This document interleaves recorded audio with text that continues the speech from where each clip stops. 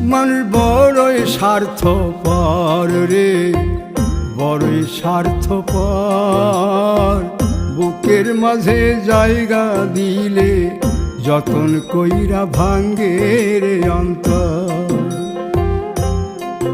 মানুষ বড়ই স্বার্থপর রে, বড়ই স্বার্থপর। বুকের মাঝে জায়গা দিলে যতন কইরা ভাঙ্গে রে অন্তর।